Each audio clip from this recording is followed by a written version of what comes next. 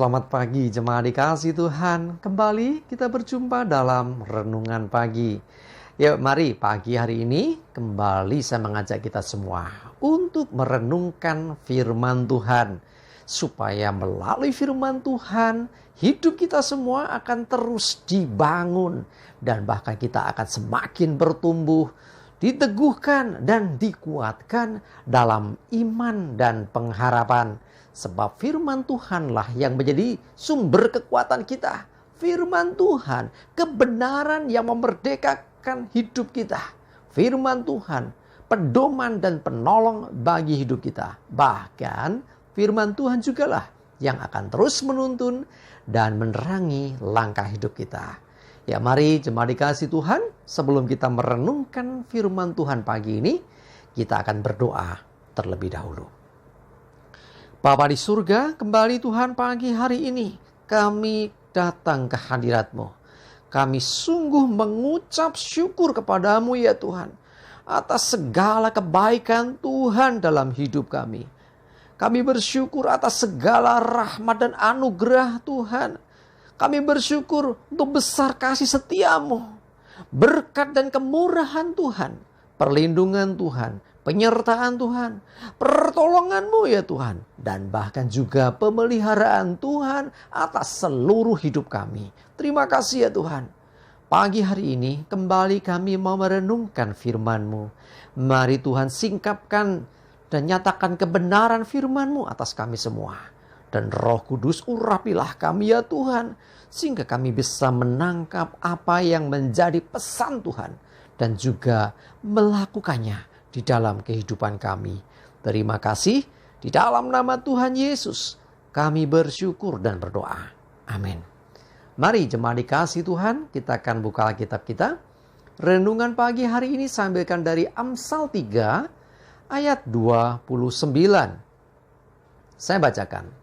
Janganlah merencanakan kejahatan terhadap sesamamu, sedangkan tanpa curiga ia tinggal bersama-sama dengan engkau. Dengan kata lain, Tuhan tidak ingin kita menjadi seorang pengkhianat. Waduh, kejam sekali ya istilahnya. Ya, karena kelihatannya baik. Di depan baik, tapi ternyata di belakang ada rancangan yang jahat. Ya, firman Tuhan ingatkan, jangan engkau merencanakan kejahatan terhadap sesamamu. Sedangkan ia bersama-sama dengan engkau. Ia baik-baik saja dengan engkau, tapi engkau merencanakan yang jahat. Jangan pernah lakukan itu. Ya, kita jadi diingatkan apa yang dilakukan oleh Kain terhadap Habel. Ya, satu hari Kain mengajak Habel ke padang. Ya, karena tanpa curiga Habel mengikut saja. Ya, karena yang ngajak kakaknya lagi. Ya, mereka akan tumbuh bersama-sama, tinggal bersama-sama.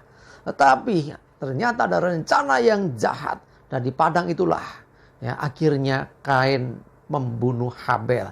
Jemaat dikasih Tuhan, kejam sekali apa yang dilakukan Kain. Nah, jemaat dikasih Tuhan, mari kita belajar dari hal ini. Jangan pernah engkau merancangkan yang jahat terhadap sesamamu. Ya, jangan sampai kebencian dalam hatimu, kekecewaan dalam hatimu, kepahitan hatimu, dendammu itu berbuah kejahatan.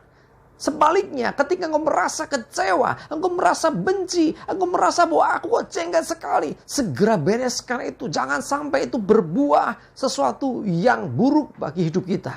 Ya, sampai akan merancangkan kejahatan bagi orang lain. Hati-hati. Ya, bereskan itu. Tuhan tidak ingin kita menyimpan yang namanya dendam, kebencian, kekecewaan. Ya, kita pasti mengalami hal-hal demikian. Dalam hidup tidak mungkin tidak pernah kecewa. Tetapi bagaimana kita menyikapi hal itu? Jangan sampai justru berbuah dosa yang lebih besar lagi. Kecewa saja sudah dosa. Apalagi sampai berbuah tindakan yang kejam dan jahat. Ya, hati-hati ketika orang merancangkan yang buruk, justru bisa saja itu berbuah ya keburukan bagi dirinya sendiri. Coba kita lihat lagi firman Tuhan dalam Amsal 26 ayat 27. Saya bacakan. Siapa menggali lubang akan jatuh ke dalamnya. Dan siapa menggelindingkan batu, batu itu akan kembali menimpa dia. Jemaat dikasih Tuhan, dalam terjemahan yang lain dikatakan siapa menggali lubang untuk mencelakai saudaranya, justru dia akan jatuh ke dalamnya. Barang siapa menggelindingkan batu untuk menimpa saudaranya, justru batu itu akan menimpa dirinya. Ya, kurang lebih seperti itu. Jadi artinya apa yang kita rancangkan, apa yang kita buat, segala yang buruk itu bisa menimpa diri kita sendiri. Karena Tuhan tidak berkenan yang demikian. Tuhan ingin justru kalau kita di posisi yang sebaliknya, misalnya orang lain yang merancangkan yang jahat atas kita, orang lain yang mau mencelakai kita, ya, dan kita tahu akan hal itu, akhirnya kita mengalami hal yang buruk karena siasat jahat orang lain. Saudara dikasihi Tuhan, ada alasan untuk kita justru melakukan firman, yaitu apa? Kasihi musuhmu. Berdoalah bagi musuhmu, berkati musuhmu. Kalau dia butuh sesuatu, bantu dia. Kalau dia lapar, beri makan, dia haus, beri minum. Dengan demikian engkau memupuk bara api di atas kepalanya. Tuhan ingin supaya kita kalahkan segala kejahatan dengan kebaikan. Ya, Tuhan ingin supaya hidup kita tidak balas jahat dengan jahat, kejam dengan kejam. Tetapi sebaliknya, balas segala kejahatan dengan kasih, dengan kebaikan. Sehingga mereka boleh melihat kasih Tuhan terpancar oleh diri kita.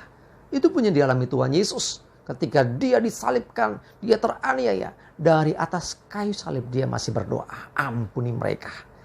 Jemaat dikasihi Tuhan, mari saya mengajak kita semua supaya kita belajar sesuatu. Jangan ada hati yang jahat, jangan ada niatan yang jahat dalam diri kita.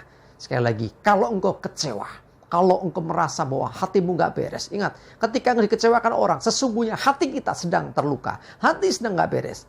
Segera bereskan, segera minta pemulihan dari Tuhan, segera minta diperbaharui oleh Tuhan supaya tidak jadi hati kita semakin jahat dan akhirnya merancangkan yang buruk.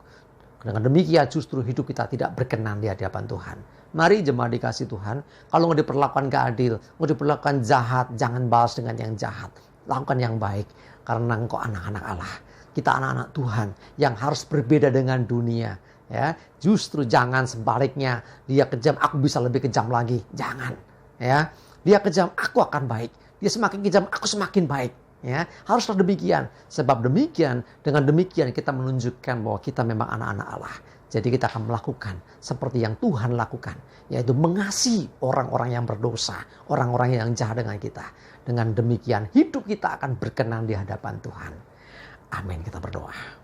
Tuhan, terima kasih, kami bersyukur firman-Mu boleh menyadarkan kami supaya kami tidak membiarkan kebencian, kekecewaan dalam hati kami. Sehingga berbuah untuk kami melakukan siasat jahat untuk mencelakai orang lain.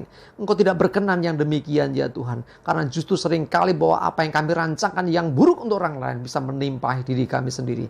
Tolong kami ya Tuhan, ketika ada kecewa, ketika ada benci, ketika hati kami terluka, kami berdoa supaya ada pemulihan dari Tuhan. Sembuhkan hati kami, pulihkan hati kami ya Tuhan. Supaya kami tidak membenci orang yang membenci kami, tetapi kami mengasihi mereka. Sehingga ketika mereka berbuat jahat atas kami, kami justru berbuat kebaikan bagi mereka. Kami anak-anak-Mu Tuhan. Tolong kami Tuhan supaya kami berbeda dengan dunia ini. Terima kasih ya Tuhan, kami bersyukur. Biarlah Roh Kudus yang menolong kami melakukan akan firman ini dalam hidup kami. Kami menyerahkan seluruh hidup kami dalam pimpinan Tuhan. Jauhkan celaka dan mara bahaya. Dan biarlah damai, sejahtera dan berkat Tuhan menyertai kami semua. Dalam nama Tuhan Yesus kami bersyukur dan berdoa. Amin.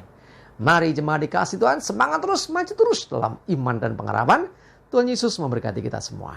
Amin.